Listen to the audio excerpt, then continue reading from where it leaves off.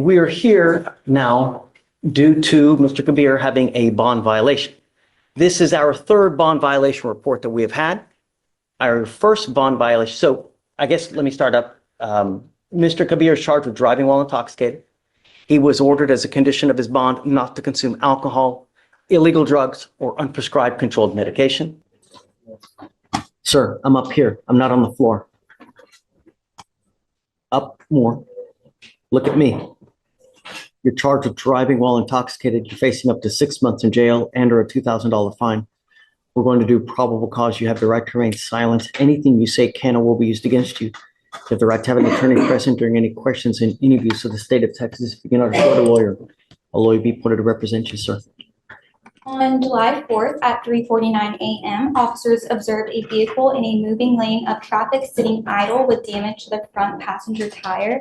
The defendant was sitting in the driver's seat, slumped over and asleep. Officers woke the defendant and he exited the vehicle. He had red, bloodshot eyes, slurred speech, and unsteady balance. Standard field sobriety test was conducted, and a 6 of 6 on the HGN, 4 of 8 on the walk and turn, and 0 of 4 on the one-leg stand. The defendant refused a breath sample, and blood warrant was obtained, and a blood sample was taken. Are you on something now? Let's pause right here because the legal danger level just jumped. The judge has now laid out not only the current DWI allegation, but a pattern of behavior combined with prior bond conditions. When a defendant is released on bond, the court is essentially extending conditional trust, and conditions like no alcohol, no drugs, and monitoring are not suggestions, they're enforceable rules. What makes this serious is the phrase third bond violation. Judges track compliance history closely, and repeated violations shift the focus away from rehabilitation and toward community protection. Notice how the judge is already warning about rehab placement in jail. That's not casual talk, that's a signal. If you were the judge here, would you still be thinking supervision or containment? Mr. Kabir. No, Your Honor. I'm not. What are you, sir? 26. What do you do for a living? I'm the owner of a healthcare consulting firm. Are we able to go send someone now, Tracy? No. Mr. Kabir, if you have a drug or alcohol problem, you better address it. Because if you don't, and I see it becomes an issue, I'm going to address it for you. I promise you're not going to like the way that I do it. Do you understand? Yes, Your Honor. May I? Don't. The only thing I want to impart to you that the drugs and alcohol stop now. I'm making it a condition of your bond not to consume alcohol or any illegal drugs. Do you understand? Yes, Your Honor. I'm going to randomly test you. If I find that you're consuming, I will revoke your bond and put you in jail. If it becomes a repeated issue, I will put you in a rehab facility.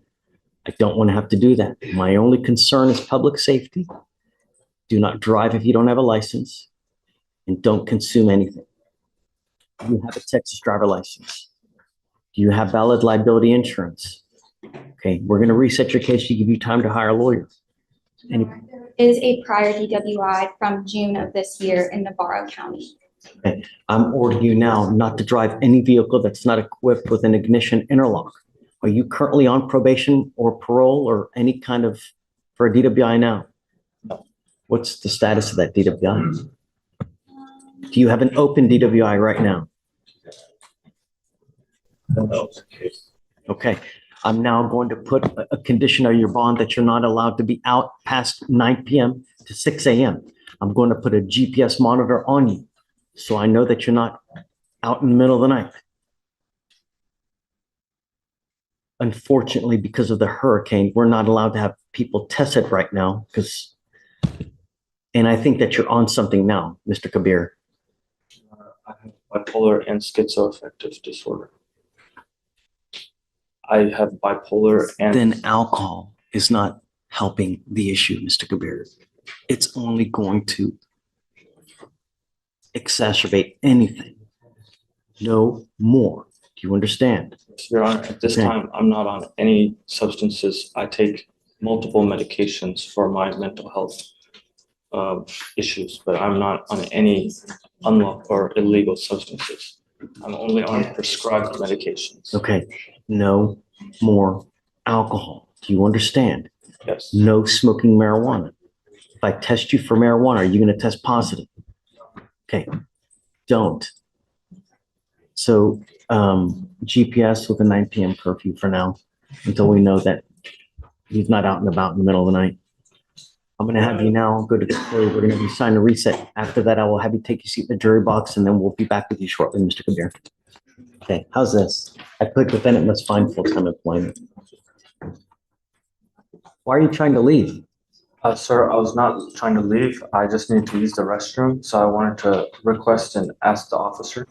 I didn't want to disturb you while you were in the middle of session. Right, don't disturb me, and you just can't walk out. You have to ask for permission. When you walk out, we issue warrants.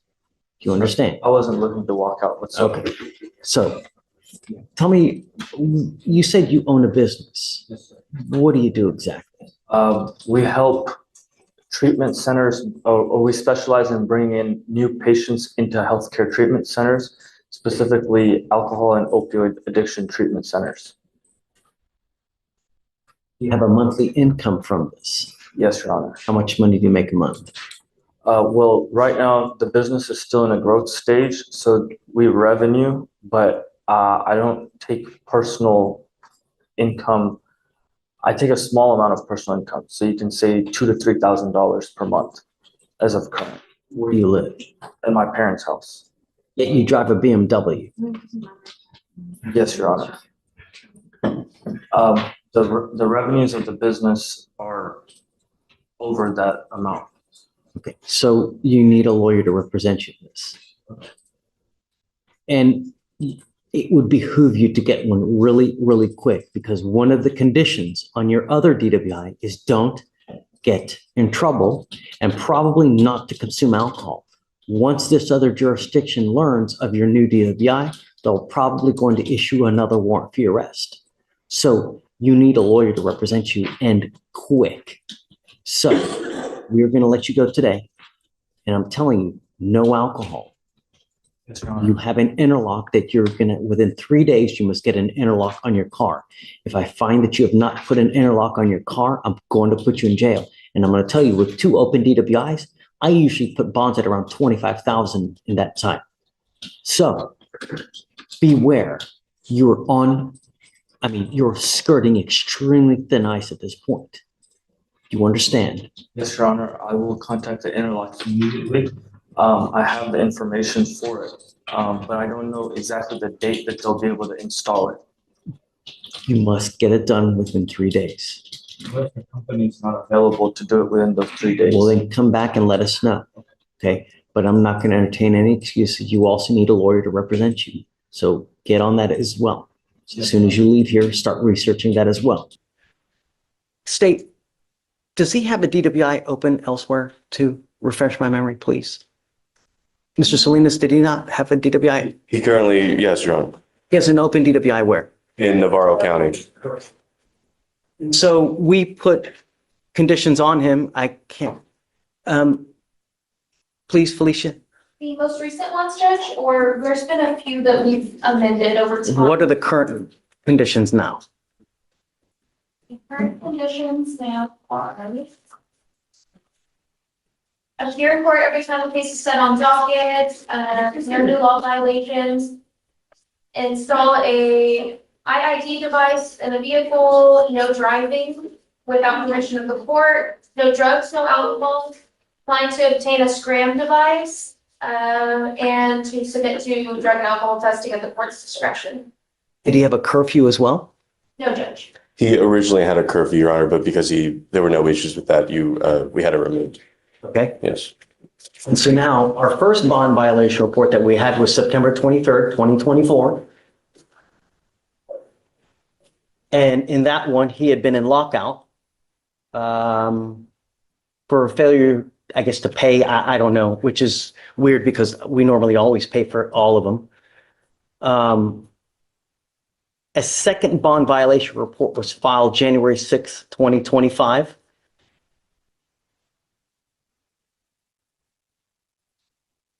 Where I guess he was in lockout again because due to no recalibration of the device.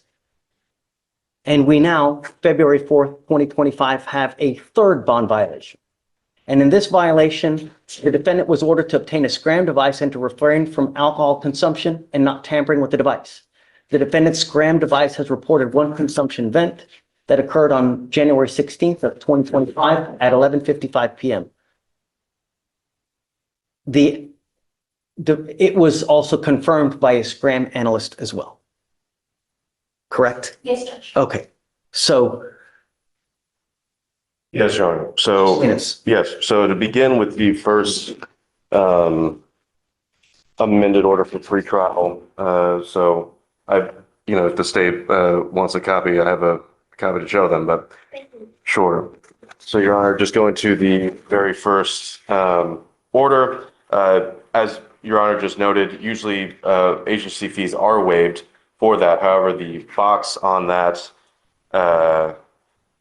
for saying that the fees are waived, I believe were not checked on that. Further, Your Honor, the main purpose here for your determination of giving someone bond in the first place is to establish that they come back to court. So are they a flight risk? And then also, are they a danger to the community? Now, Your Honor, if an interlock device is in lockout on a vehicle, it doesn't start. No one's driving that vehicle specifically. There's no way that they can. I can call a witness to testify that, but I know that you But that doesn't are aware of excuse you that. from violating the conditions. Your Honor, Are you justifying that because of that you can just? No, Your Honor, I'm trying to contextualize this because we've been here two prior settings before. I know you're concerned greatly about the number that it's at number 3 now. I'm trying to establish that the first and second, there was no indication of alcohol consumption or drug use during that time. It wasn't working. How are we supposed to know? And Your Honor, one of the two main points of determining what kind of bond, both the conditions and amount are, will they return to court and community safety? Here, my client who's being accused of DWI wasn't driving that vehicle. So it was impossible for him to be driving that vehicle, Your Honor. So I ask you to take that into account as far as public safety goes. As far as this latest bond violation, it's the state's burden to prove that my client violated his bond. All we have right now is a report by Scram, but no one is here to testify on behalf of. Well, we can call that, Your Honor, but Yeah. sure. Judge, I spoke with the defense counsel today and he said that he was not requesting to have anybody come here to testify to the scram device. We have Felicia that can be called up as a witness to testify as to what happened with and whether he tested positive or not, whether he's consuming alcohol. It's also the state's burden to prove that he did So that. So that's, yeah. Please. Yes, Your Honor, we would call pretrial services, Ms. Felicia Charles. Okay, ma'am, would you please come up, raise your right hand? Do you solemnly swear to tell the truth, the whole truth, and nothing but the truth, so help you God? Yes. Okay, So you have first amended order and then second, third amended pretrial supervisions and then the board. So referencing the fourth amended order for pretrial supervision and bond conditions, what I'm showing you, do you recognize this?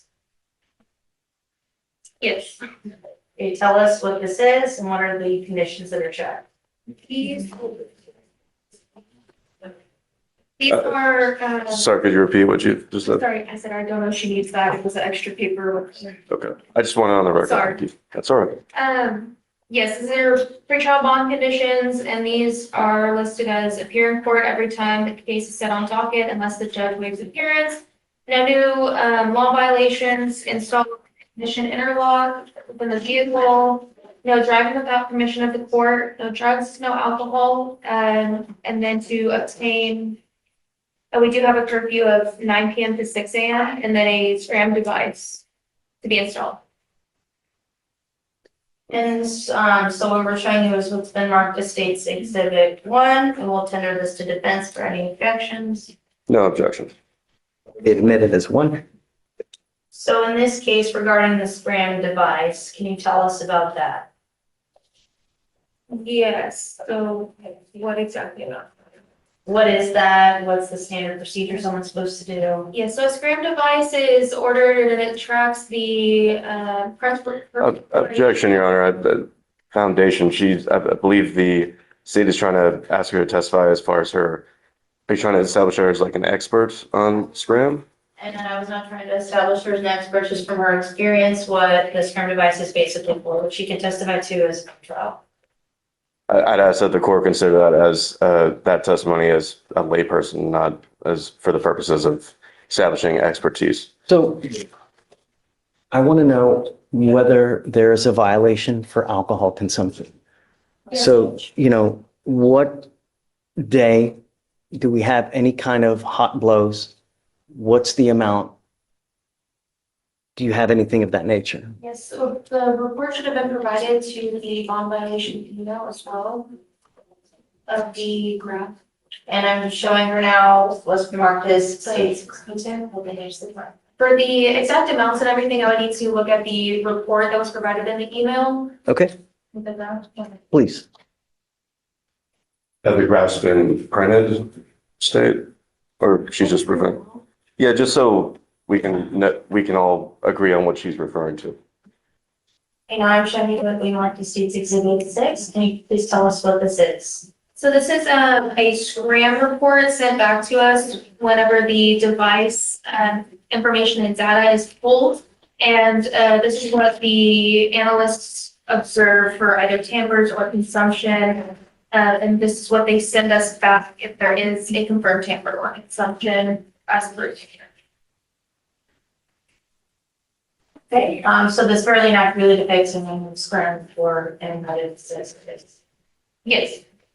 We will tender defense for any objections and note that this has been, is it correct to say this has been emailed to defense prior to this date? Yes. Defense received it, no objection, Your Honor. Okay, it'll be admitted.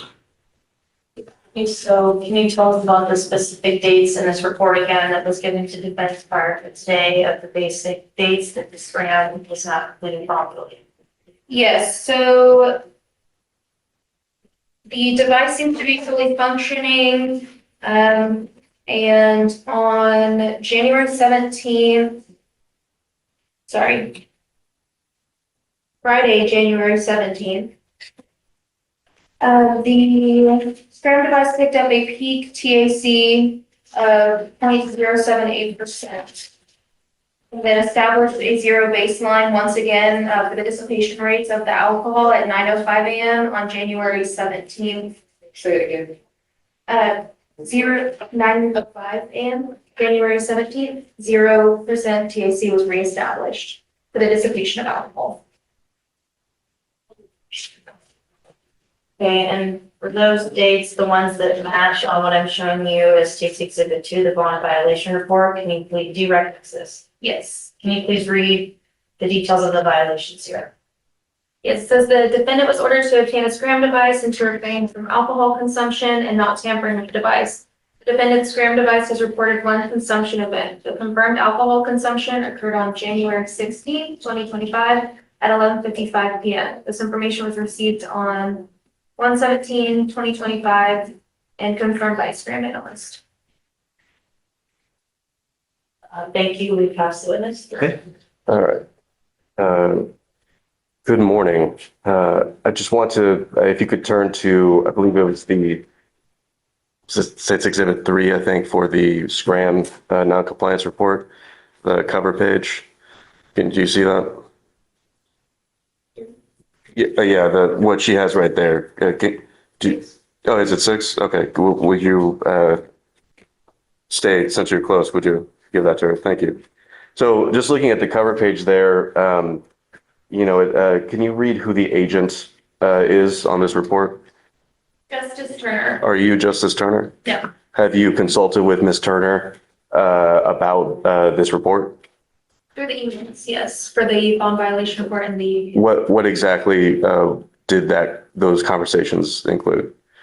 The entire. So let me, sorry, that was a poorly phrased question. I'm sorry, No, I don't understand. that's my fault. Don't worry about it. My question is, did she consult with you when compiling this report? Would you be more specific? Did you help in the assembly of this report? No, Okay. Have you ever assisted or aided in the assembly of a SCRAM systems noncompliance report? no, no one. No, no one in the department does. Okay. And do you have any sort of, have you ever worked for SCRAM systems? No. Have you ever had any special training in SCRAM systems? Yes. What is that training? I actually met with Ronald Grant from Sentinel, the regional representative, about maybe 2 months ago to get an advanced knowledge of this device. This is one of the very few devices that I do have advanced knowledge in, but not expertise. Sure. And what exactly did this person teach you? We went Briefly. through how to read the graph, kind of how to establish consumption versus a tamper, environmental factors versus consumption, et cetera. Okay. So during that training, did you ever actually look at a physical device, the SCRAM device? No. So you didn't do any like live experiments where, like, for instance, you put on a SCRAM and then, drank alcohol to see how that works? No. No. Okay. And as far as Mr. Kabir's SCRAM device, have you examined it prior to this hearing? Me personally, no. Okay. And so is it fair to say that you've been thoroughly trained on the theory of SCRAM device and alcohol detection? Is that fair to say? That let me rephrase that. So you don't have any actual technical experience with how the SCRAM device detects alcohol in someone's skin. Is that fair to say? Thank you. I don't want you to think. Is it yes or no? I still don't understand. I'm trying to understand too. Do I not understand how a SCRAM device works, or have I not for myself? And Sure. So, this is pretty, is it fair to say like the science is kind of advanced here? Like when you received your training, did you have the personal opinion that was advanced science that you were learning about? I believe so. Okay. And you don't, so basically it sounds like your training, and correct me if I'm wrong here, your training was mostly so you could be able to make sense of what a report says and not necessarily how the actual device itself works. Is that fair to say? Partially, yes. Okay. What's what am I partially wrong about? Over, yes, reading the graphs, but then also what kind of would entail, what would mess with the device. Okay. Essentially, as well with tampers, environmental factors with that, makeup or placing something between the skin, how things are worked around with the device, how people evade from, having the correct reading on the device. Sure. And so that's, you basically learned that all in theory, right? There were no withdraw that question. So I'm just saying there was no actual, you didn't look at any studies. Did you read any studies when you did this? Okay. I actually met with him due to another case. I wanted to further understand it. So we examined the report for that. Well, and also reviewed some of the peer-reviewed articles. Well, that's great. I'm glad that you want to, a lot of people won't. They'll just kind of do their jobs, right? I'm glad that you want to further knowledge. But, what I'm trying to get at is it's fair to say that knowing how something works in theory and actually examining the actual thing itself, the practicality of it is different, right? Do you agree with that statement? Yes. Okay, so without actually having examined in your own personal observation how a SCRAM device detects alcohol in someone's system, it seems that, is this fair to say that you're very, very well versed on theory, which is probably more than some other people, but not necessarily on the practicality of detection? Objection asked and answered. Okay, just, let's go. All right. Just ask the question. I don't know if that was an objection or sustained or overruled. Let's just move on. I mean, we're here to see, is there a positive blow or not?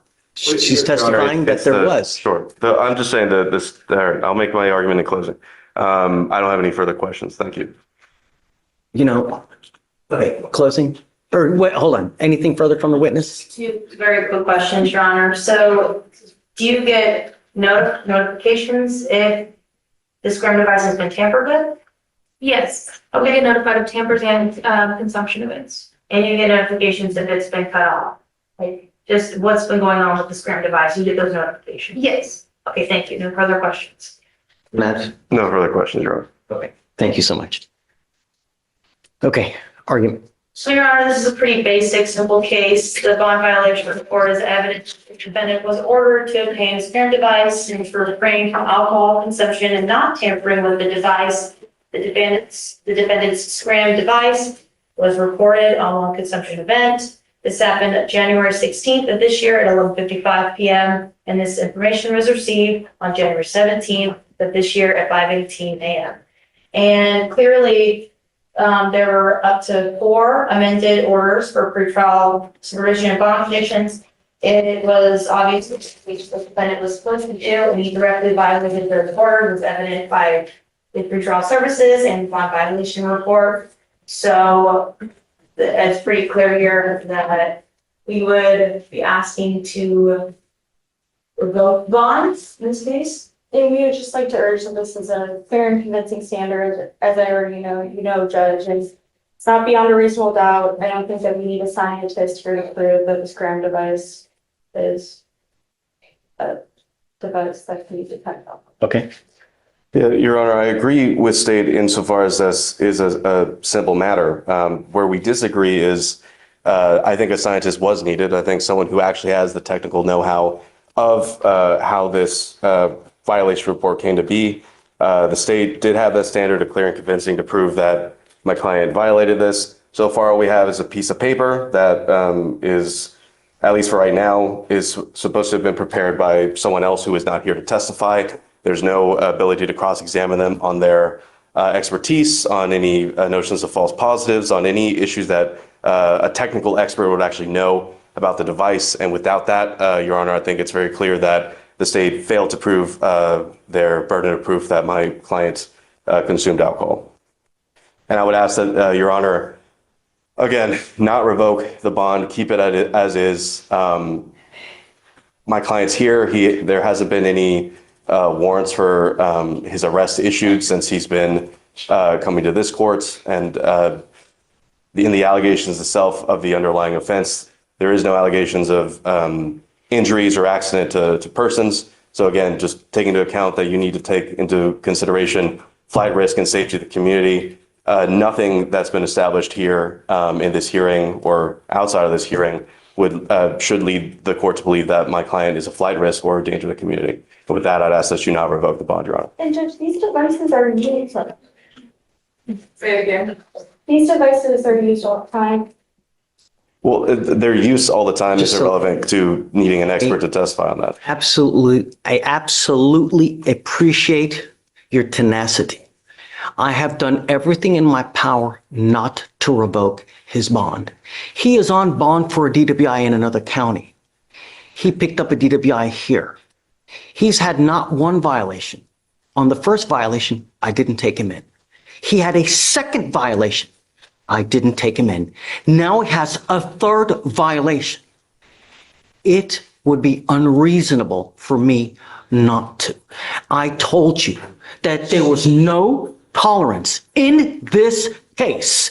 You yet refuse to comply with bond conditions. I find by clear and convincing evidence that you refuse to comply with bond conditions, and I have bent over backwards not to put you into custody. But now we have a positive blow. We have someone who has testified to it, and I believe it. So I am now revoking your bond. He goes with you. We have the positive THC or stuff. He had a positive THC, right? Yeah, As well. that we sent him earlier this week. He also tested positive for THC. marijuana as well.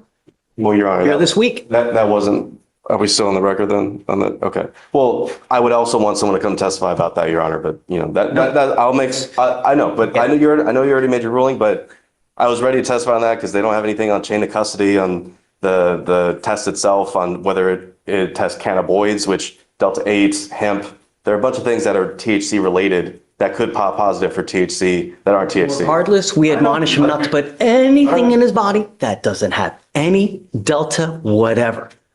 Regardless, it's number 3, goes with you. Off the record. Sorry. Thank you. But I just can't, with an open DWI and a third, that's it. I can't just keep doing it. You know, at some point I become an enabler and I can't do that. I can't keep doing it, you know? So. Well, I mean, Your Honor, I understand you revoked the bond. Would you consider raising it to? Well, I am going to raise it, right? I'm going to raise it to 7503 now. Well, and look, I'll just, if you could take this into account, Your Honor, this is a hired client. You know, he has every intention of taking this case to trial. So I would, you know, just, I'm not cheap, Your Honor. So if you could keep that into consideration on that. It's, you know, and it's I understand. representing him in Navarro too. No, I'm in touch with his counsel there, but no, I'm not representing him there. Okay. Yeah. But tell him this, that he's lucky that they didn't revoke him on the first 2 cases, considering that he has an open, you know, really, because, and I'm telling you now, I don't know how I didn't, but I can't just keep doing it. I can't. 7503. This is the moment everything converges. History, violations, monitoring data, and judicial discretion. Bond decisions are not retrials of the original charge. They're risk assessments. The judge only needs clear and convincing evidence of violation, not proof beyond a reasonable doubt. That lower threshold matters. After multiple amended orders, multiple violations, and confirmed monitoring alerts, the court shifts from giving chances to enforcing consequences. The takeaway here is powerful. Bond is conditional freedom, not guaranteed freedom. Stack enough violations, and even strong defense arguments on technicalities won't outweigh the compliance record. If you found this case as intense and eye-opening as we did, hit like, share your opinion in the comments, and subscribe for more high-stakes courtroom breakdowns and real legal drama every week.